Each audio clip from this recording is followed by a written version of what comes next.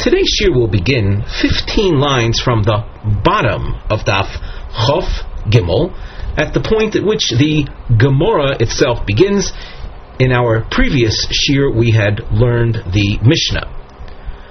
On the side of the Gemara, under the Nosei, the topic heading, we have written Din Minchas Isha Hanesua L'Kohen, the law that applies to the meal offering brought by a woman married to a Kohen.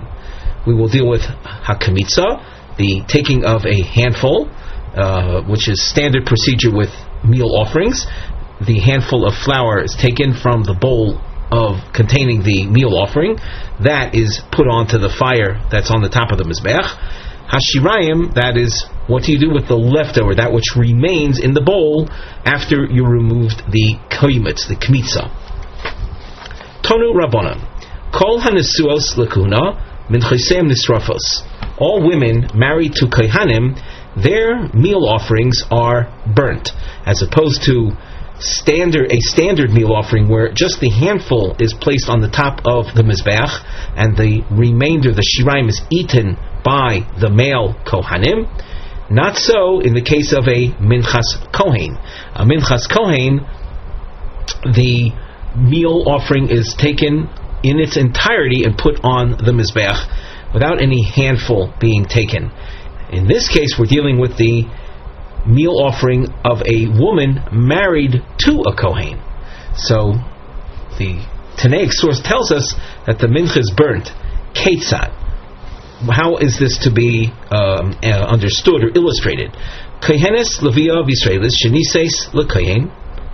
A woman, no matter from what group she comes, whether she's a daughter of a Kohen, of a Levi, or a Yisraelis, and she happens to marry a Kohen, ein minchasa necheles, there is no part of her mincha which can be eaten, me'shiesh lo chelek ba, because her husband, the Kohen, has a share in it.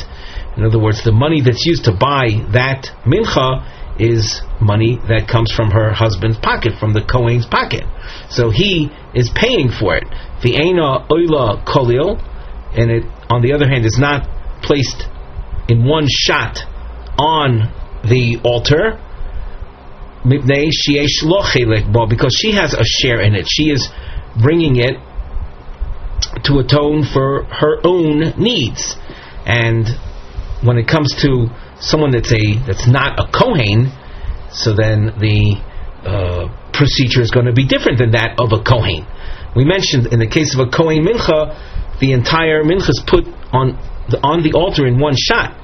But in the case of the woman married to a Kohen, so that is not what is going to happen, namely put on in one shot in its entirety on the fire.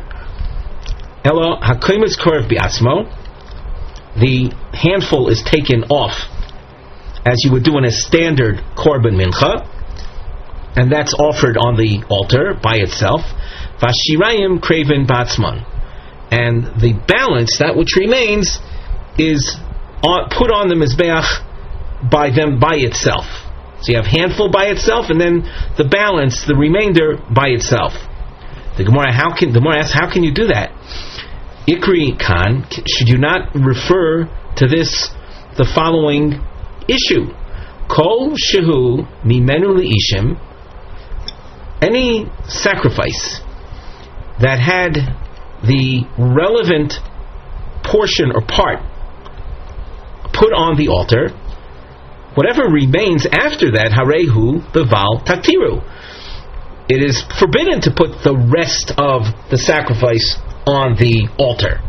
So once you remove the handful of the meal offering, which is the part of a meal offering that's designed to be put, le'ishim, ishim is the plural of the word eish, the fire of the mizbeach, so the balance, the shirayim, is not to be put on the mizbeach. So how can this Tanaic source say that the mincha, the meal offering of a woman married to a Kohen, not only is the handful put on the mizbeach by itself, but then the balance is also placed on the mizbeach? Is that not a problem of kol shuhu mimenu liishim ayru b'bal taktir? Bal means do not taktir, do not offer it. Omer Yehuda, Braid, Reb Shimon ben Pasi. This is approach number one. he says, as far as what should you do with the balance? Demasik lehu l'shum eitzim. Now, the balance, as we mentioned, it can't be, the shirayim cannot be eaten because the meal offering is owned, in other words, or says paid for by the Kohen, and a Kohen mincha cannot be eaten. So what do you do with the shirayim? So Reb Yehuda ben Shimon Pazi says you put it on the altar, but with a specific mindset. You're putting it as fuel, and that's based on Reb Ozer's teaching. That's Reb Ozer, the Sanya, Reb Ozer Omer. Reb Ozer explains that when we mentioned before that after the designed part of a korban is placed on the mizbeach, the balance is not to be placed on the mizbeach. However, when we say it's usher to place it on the mizbeach, that's if you're placing it as if it were itself a korban. What's the purpose of the korban? To create reach nichoach, to create a sense of pleasantness in the eyes of God. So Rabbi Ozer explains, l'reach nichoach iatomale. You're not allowed to put it, the balance of korbanos on the mizbeach, for reach nichoach purposes. Reach nichoach literally means a pleasant smell pleasant aroma for the Almighty. Of course, this is all in human speech, where the Almighty doesn't necessarily appreciate good smells, but it's placed for seeking the favor of the Almighty. That's the good smell arouses the good favor of Kodesh Baruch Hu toward us. So the idea that we mention is that when the design part of the sacrifice is put on the mizbeach, the balance cannot be placed. That's only if you're placing the balance. L'reach nichoach iatomale aval atamale l'shum eitzim. This, by the way, is all based on what it says in the psukim. You can notice the psukim we'd like to take note of are on the side of the Gemara. Vayikra Perek Beis, Pasuk Yud Aleph and Pasuk Yud Beis. So let's read those two psukim. Number the first pasuk, Kol hamincha asher takrivu l'Hashem lo se'oseh chometz ki chol se'or v'chol dvash lo saktiru mimenu ishe l'Hashem. And pasuk Yud Beis, Korban reishis takrivu osam l'Hashem ve'el hamizbeach lo yalu l'reach nichoach. So that we see from here that if you're doing it l'reach nichoach, then there is a prohibition. But if you're not doing it l'reach nichoach, then it's okay. The Gemara continues. Ha nichol Reb Elazar de'is lei hai svara. So this explanation that works out, namely that you can allow placement of the balance of a sacrifice, in this case the meal offering, with fuel intent, that's only if you accept Reb Elazar's approach. That places an emphasis on the pasuk that says the prohibition is when it's l'reach nichoach, but if the intention is for fuel, it would be okay. According to the Rabbanon, that don't hold from Reb Elazar's analysis. So then, what is there to say? What are you going to do with the shirayim of a meal offering brought by the wife of a Kohen?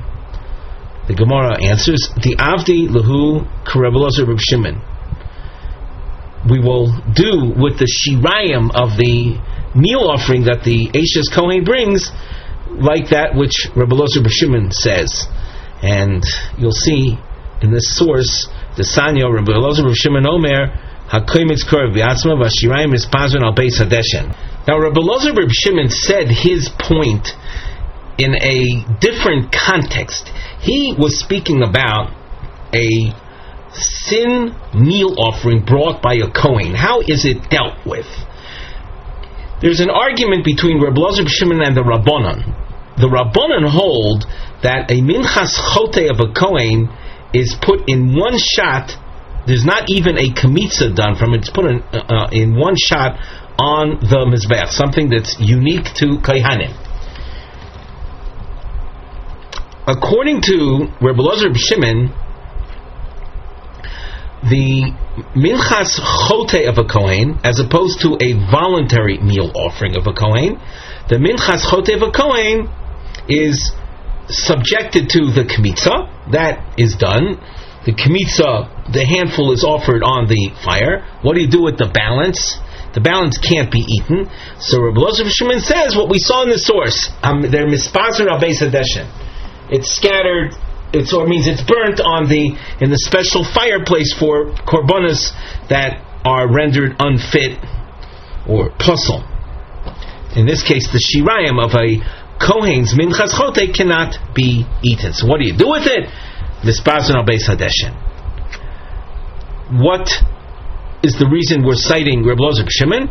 Because we're trying to address what would the Rabbanan do with the mincha of a woman married to a Kohen.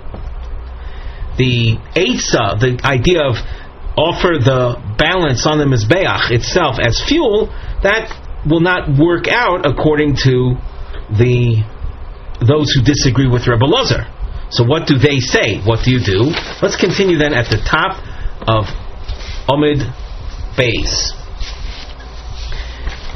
V'afilu Rabbanan lo pligi olei de Reb Elazar Shimon. The idea of the shirayim being mispazer al beis hadeshen, the Rabbanan disagree, but even they who disagree, it's elo b'minchas chote shel kohanim, the bas hakrovahi. They disagree with him only with regard to the meal sin offering, because in their opinion, the entire mincha can be placed directly on in the fire of the mizbeach. Avol baha afilu rabbanan modu. But in this case, the mincha, the meal offering of a woman married to a kohen, they will agree the shirayim are mispazer and al beis hadeshen. So that is the solution. So if you just review the Gemara we've learned already, a woman married to a kohen, what is the way we process? How do we process her mincha? So there is a kmitza that is taken because it's a mincha on her behalf for her atonement. What do we do with the shirayim? Well, they can't be eaten. So we have two approaches. The first approach was Reb Yehuda Breder Reb Shimon Pazi said you put it on the mizbeach proper, but as fuel. And the second opinion, if you don't hold like Reb Elazar, then you would put it on the mizbeach. That is, the koimetz you will makriv on the mizbeach, and the shirayim are mispazer and abeis hadeshen. A quote from the Mishnah: Bas Yisrael hanesua v'chulei. The Mishnah went on to say, "Kohenes sheniseis liYisrael, a daughter of a kohen but's married to a non-kohen, minchaso ne'echeles." My taima. Why do we say that the mincha of a kohenes is ne'echeles as long as she's not married to a kohen? And then if she's married to a kohen, so it can't be eaten. But nevertheless, it's not completely burnt in one shot on the mizbeach. So my taima, why is it? Why is it like this? And I would say, why is it that only by the mincha of a kohen do we see it completely burnt, and not so in the case of the Bas Yisrael, or I should say the kohenes that's married to a non-kohen? The Omar Kro, v'chol minchas kohen kolil tialo sochal. The mincha brought by a kohen, a man who is a kohen, that is completely burnt and shall not be eaten. Kohen v'lo kohenes. You see the inferences from the fact that the pasuk presents the kohen in the masculine form, the man kohen. Then the mincha is completely burnt. Not so with regard to the mincha brought by a kohenes who's married to a non-kohen. Kohenes mischaleles, kohen ein mischalo. As a result of forbidden relations, the daughter of a kohen can become ruined. She's not allowed to marry into the kahuna. She will be rendered unfit for consuming truma. This is true with the case of a kohenes that had relations with someone forbidden to her. A kohen, however, if he has relations with a woman forbidden to him, he remains personally unaffected. Minolon, from where do we learn this distinction? The Amar Kra, v'lo yichalel zaroi be'amov. There's the word Yichalel appears as meaning profane, but there are two profanities, two profanings. One that's with reference to the woman, and the other to his seed, to his children. Pasuk then says, "Lo yichalel zar ba'amov, zar'o mischalel v'hu eino mischalel."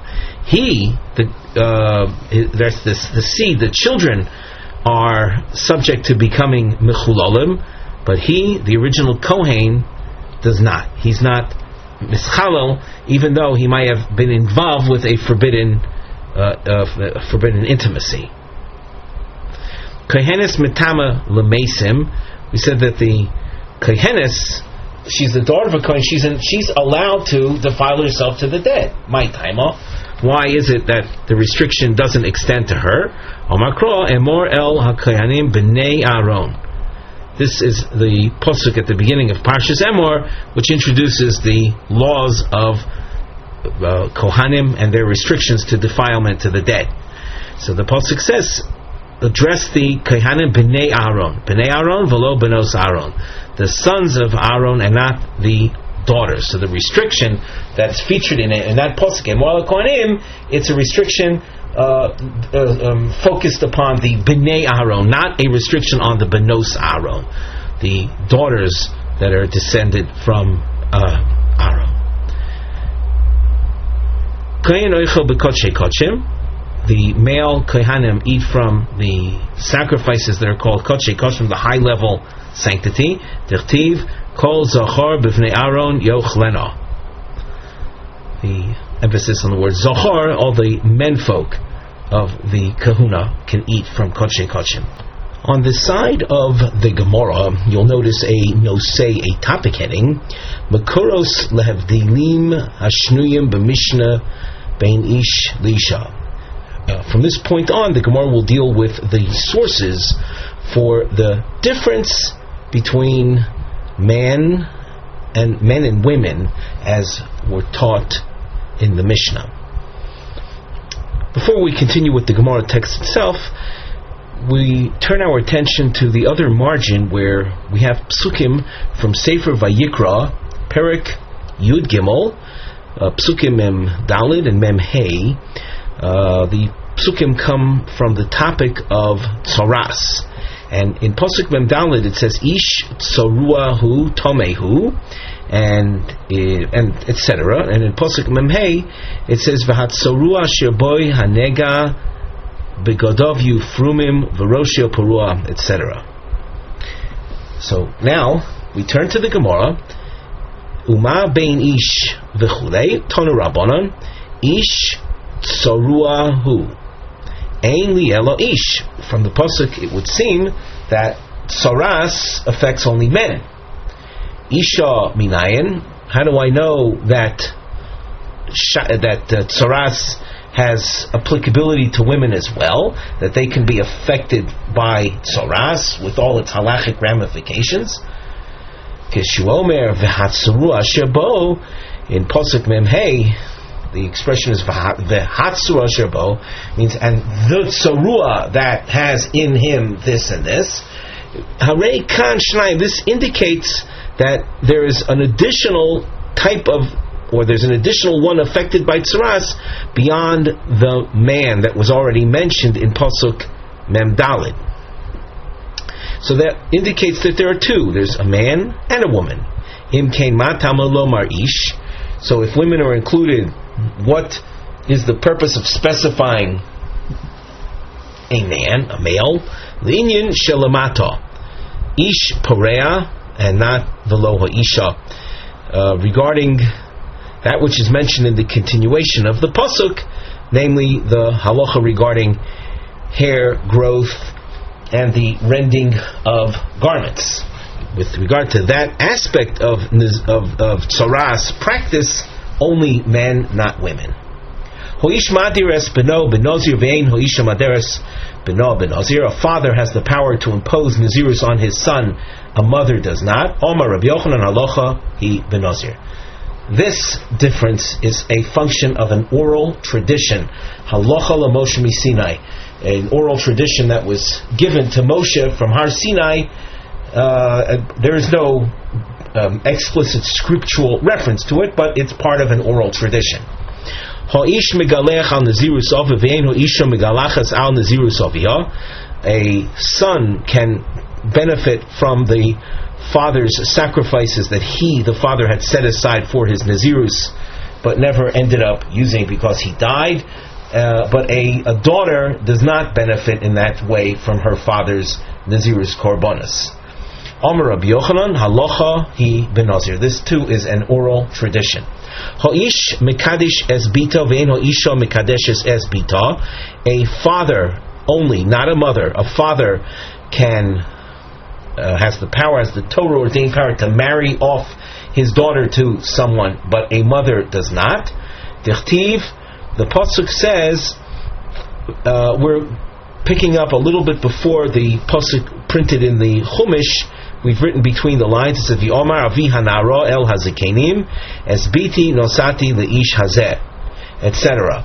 In that pasuk in the parsha which deals with the topic of Motzi Shemra, the father tells the sages, tells the judges, I gave my daughter over in marriage to this man. So, without getting into the whole parsha of Motzi Shemra, nevertheless you see that it's the father that is the one that is saying that he had given his daughter over in marriage. Father, but not mother. Ho'ish moicheres bita v'ein ho'isha moicheres es bita dichtiv, as the pasuk indicates, that namely that a father has the power to sell his daughter into servitude, but not a mother. Ki yimkor ish es bito, when a father sells his daughter, father, not mother. Ho'ish niskal orum v'chulei my taimo. Why is it that a man, when he is subject to the punishment of stoning, he is stoned unclothed, but a woman not so? My taima, the pasuk says v'rogmu oisoi. My oisoi. When it says v'rogmu, it means they will stone him. What's the purpose of identifying the victim as him? My oisoi. Ilema oisoi v'loi oisa. If you were to think that it means that only a man is subject to the penalty of stoning and not a woman, let's say a woman would knowingly violate Shabbos or any other offense that carries with it a penalty of stoning. What, a woman is not subject to stoning? The pasuk says explicitly, the man who is the offender or the woman who is the offender is taken out to be stoned. Ella, rather, the purpose of the word oso in the pasuk v'rogmu oso tells me oso v'lo ksusa v'lo osa v'lo ksusa. It is him. He is stoned, implying him without anything else on him. Him, the man, is stoned unclothed, not a woman. Ho'ish mitla v'ein v'chulei. After stoning, after the court execution of stoning, the pasuk speaks about the body being suspended on a pole for all to see. That halacha, and by that halacha also entails the immediate burial. It's put up on this pole momentarily before sundown and then buried. But that process applies to a man who's executed, not a woman. It says, as the pasuk says. Let's read the Gemara. My taima omar kra v'tolisa oisoi alo eis. Oso v'lo osa. Again, we infer from the masculine form, he is hung, is suspended, not the woman. Ho'ish nimkar b'gnevasa v'eino isha nimkares b'gnevasa. If they commit a theft and cannot repay it, so the offender is sold into servitude, that's a man, not a woman, even though it's obviously forbidden for a woman to commit thievery, but in the event that she does and cannot pay back, she is not sold into servitude. My taima omar krov inimkar beginei vasoi. This is in the masculine form, and he will be sold as a result of his theft, and we infer beginei vaso for his act of thievery, below beginei vaso, not for hers.